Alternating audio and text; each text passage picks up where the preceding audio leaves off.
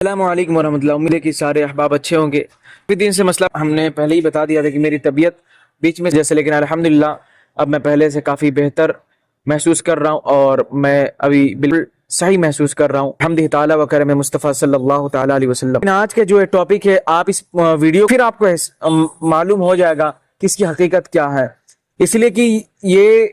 ایسا مسئلہ ہے اور اس لوگوں نے اتنا جواب دیا ہے، پھر بھی کچھ بلائنڈ فالوور کو یہ بات پلے نہیں پڑتی، سمجھ میں نہیں آتی، اس لیے کہ سارے لوگوں اس روح زمین اندھ بھکتوں کو نہیں سمجھا سکتے کہ مسئلہ یہ ہے کہ امام کے پیچھے قرات کرنا کیسا ہے، امام کے پیچھے کر سکتے ہیں یا نہیں، اور کرنا کیسا ہے۔ یعنی مختصر یہی کہ سورہ فاتحہ سے متعلق شرعی مسائل جو ہیں اسی کے تعلق سے، اس لیے کہ جتنے بھی یہ فرقہ باطلہ ہیں، وہ غیر مقلد ہو یا وہابی دیوبندی جتنے بھی ہیں، ان لوگوں کے اکارڈنگ یہ ہے کہ امام کے پیچھے ہم قرات کر سکتے ہیں، اور اپنی باتوں پر یہ ٹچی سی دلیل دیتے ہیں، اور ان کی بات کچھ اور ہوتی ہے، دلیل کچھ اور ہوتی ہے۔ یہ مین پریشانی ہے، اور حتیٰ کہ قرآن و حدیث سے ساری چیزیں ثابت ہیں، اور انشاءاللہ کچھ حدیث پاک آپ کے سامنے میں شیئر بھی کروں گا، اور قرآن کریم کی ایک آیت مبارکہ بھی اس کے ساتھ میں شیئر کروں گا۔ آپ پوری ویڈیو دیکھیں، پھر اس کے بعد آپ خود فیصلہ کر سکتے ہیں کہ کیا کرنا ہے اور کیا نہیں کرنا ہے۔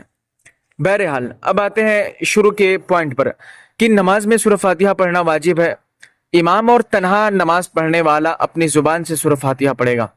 جبکہ مقتدی امام کے پیچھے خاموش رہے گا، اور جہری نماز میں اس کی قرات بھی سنے گا، اور اس کا یہی عمل پڑھنے کے حکم میں ہے۔ اللہ تبارک و تعالیٰ نے قرآن پاک میں تلاوت کے وقت مقتدی کو خاموش رہنے اور قرات سننے کا حکم دیتے ہوئے اللہ تبارک و تعالیٰ ارشاد فرماتا ہے وَإِذَا قُرِئَ الْقُرْآنُ فَاسْتَمِعُوا لَهُ وَأَنصِتُوا لَعَلَّكُمْ تُرْحَمُونَ۔ یہ سورہ اعراف کی آیت مبارکہ ہے۔ مولا فرماتا ہے اور جب قرآن پڑھا جائے تو اسے غور سے سنو اور خاموش رہو تاکہ تم پر رحم کیا جائے۔ اب اس آیت مبارکہ جو ہم نے آپ کے سامنے پیش کی، اب یہیں پر آپ رک جائیں۔ اب اسی آیت مبارکہ کو یہ دوسرے غیر مقلد ہیں یا وہابی یا دیوبندی یا جتنے بھی فرقہ باطلہ یہ بھی پیش کرتے، کہتے ہیں نہیں، یہ قرآن جب پڑھا جائے یہ نماز کا اس میں حکم نہیں ہے۔ میں کہتا ہوں او عقل کے اندھو، تمہیں یہ بات یہاں سے یہ نظر آ رہی ہے کہ تم یہ فرض کیے ہو کہ صرف جب قرآن کی تلاوت کی جائے عام وقتوں میں، یعنی نماز میں نہیں، تب خاموش رہنے کا حکم ہے، لیکن کیا تم نے تفسیر پڑھی؟ کیا تم نے اس کے تعلق سے حدیث پاک تلاش کی؟ پھر جواب ان کا یہی آتا ہے، چھوٹی موٹی دلیل نہیں، قرآن نے جب کہہ دیا تو حدیث پاک میں یہ چیزیں نہیں ہوں گی۔ میں کہتا ہوں تمہارے کہنے سے یہ ساری چیزیں نہیں ہوتی، آؤ حدیث پاک کا مشاہدہ کرو۔ میں آپ کو بتاؤں، سنن ابن ماجہ شریف کی حدیث پاک ہے اور حدیث نمبر 847 ہے، اور اس میں آپ دیکھیں کہ میں آپ کو حضرت ابو موسیٰ اشعری رضی اللہ تعالیٰ عنہ سے روایت ہے کہ حضور اقدس صلی اللہ تعالیٰ علیہ وسلم نے ارشاد فرمایا جب امام قرات کرے تو خاموش رہو، اور یہ ابن ماجہ کی حدیث کتاب الصلاۃ میں اور حدیث نمبر 847 میں موجود ہے۔ اب یہاں پر یہ لوگ کہتے ہیں ہاں اس حدیث پاک کو ہم بھی مانتے ہیں، لیکن جب امام جہری نماز میں تلاوت کرے تب خاموش رہنا ہے، لیکن جب سری میں خاموش نہیں رہنا ہے۔ تو ان عقل کے اندھوں کے لیے ایک اور جواب ہے، کیا ان لوگوں نے یہ روایت نہیں پڑھی؟ حضرت جابر بن عبداللہ رضی اللہ تعالی عنہ سے روایت ہے کہ نبی کریم صلی اللہ تعالی علیہ وسلم نے ارشاد فرمایا جس شخص کا کوئی امام ہو تو امام کا پڑھنا ہی مقتدی کا پڑھنا ہے۔ یہ بھی سنن ابن ماجہ شریف کی حدیث پاک ہے،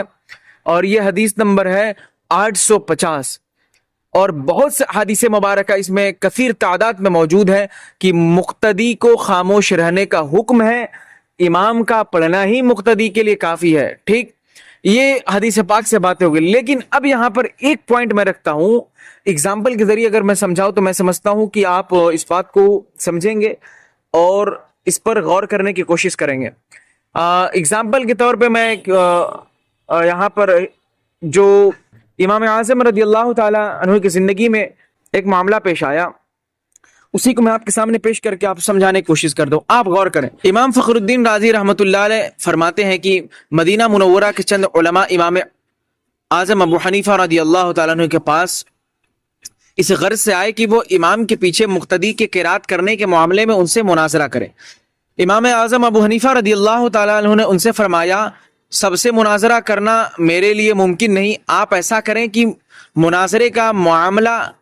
اس کے سپرد کر دے جو آپ سے زیادہ علم والا ہو۔ یعنی مختصر یہی ہے کہ امام اعظم رضی اللہ تعالیٰ عنہ نے ان لوگوں سے یہ بات کہی کہ آپ جتنے لوگ آئے ہوں میں سارے لوگوں سے مناظرہ نہیں کر سکتا کیونکہ وقت نہیں ہے، کیونکہ وقت بہت زیادہ لگ جائے گا، لیکن آپ میں سے جو شخص زیادہ علم والا ہے، زیادہ علم رکھتا ہے، آپ لوگوں کے کمپیئر بیس میں جتنے لوگ آپ آئے ہو ان میں سے ایک بندے کو آپ مقرر کر لیں، یعنی اسی بندے کے سپرد کر دیں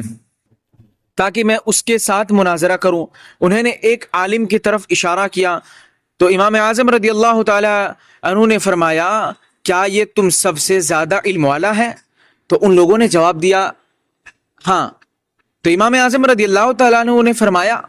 کیا میرا اس کے ساتھ مناظرہ کرنا تم سب کے ساتھ مناظرہ کرنے کی طرح ہے؟ تو ان لوگوں نے جواب دیا جی ہاں بالکل۔ تو پھر امام اعظم رضی اللہ تعالیٰ عنہ نے فرمایا اس کے خلاف جو دلیل قائم ہوگی وہ گویا کہ تمہارے خلاف قائم ہوگی۔ تو ان لوگوں نے جواب دیا جی ہاں، کیونکہ ہم ہی لوگوں نے اس بندے کو مقرر کیا ہے، تو اس کے سامنے جو بھی دلیل قائم ہوگی وہ سارے دلائل ہمارے سامنے بھی قائم ہوگی۔ تو امام اعظم رضی اللہ تعالیٰ عنہ نے فرمایا اگر میں اس کے ساتھ مناظرہ کروں اور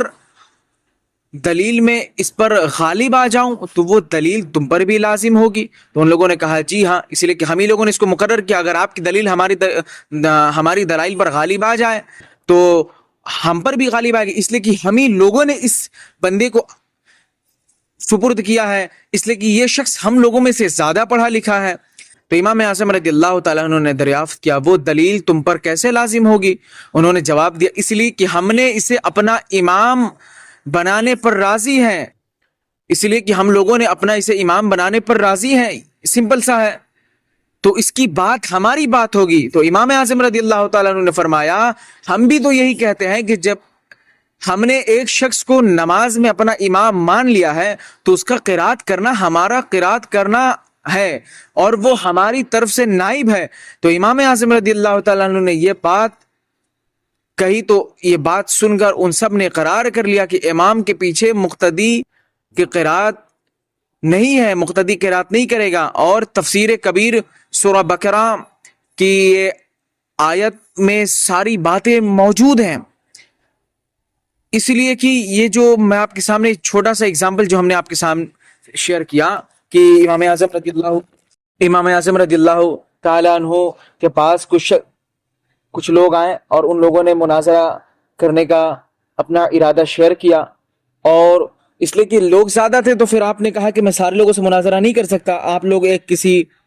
شخص کو آپ لوگ منتخب کر لیں، چن لیں۔ اپنی جماعت میں ایک عالم کی طرف اشارہ کیا اور ان لوگوں نے ایک عالم کو سپرد کیا امام اعظم رضی اللہ تعالی عنہ کے مقابلے میں، اس لیے کہ ان لوگوں کے درمیان سب سے زیادہ علم والا وہی شخص تھا، اور امام اعظم رضی اللہ تعالیٰ عنہ پہلے ہی آپ نے فرما دیا کہ تم سب میں سے جو سب سے زیادہ علم والا ہو آپ اسے سپرد کر دو، یعنی اسے میرے مقابلے میں رکھو مناظرہ اگر کرنا چاہتے ہیں تو ان لوگوں نے ایک عالم کی طرف اشارہ کیا اور آپ نے بات پہلے تسلیم کروائی کہ کیا اس شخص کے ساتھ جو ہمارا مناظرہ ہوگا جو دلیلیں قائم ہوں گی وہ آپ پر بھی قائم ہوگی۔ ان لوگوں نے اقرار کیا ہاں، اس لیے کہ ہم ہی لوگوں نے تو اس بندے کو مقرر کیا۔ مثال کے طور پر یہ بہت چھوٹی سی بات ہے، سمجھنے والی بات ہے، اس میں کوئی زیادہ پھنسنے والی بات نہیں ہے کہ چند لوگ آئیں آپ سے بات کرنے کے لیے لیکن آپ کے پاس وقت اتنا نہیں ہے کہ آپ سارے لوگوں سے بات کر پاؤ، لیکن ان سارے لوگوں نے کسی ایک شخص کو مقرر کر لیا تو وہ شخص جو سب سے زیادہ علم والا ہے اپنی جماعت میں، تو اس شخص کے ساتھ جو سامنے والا شخص ہے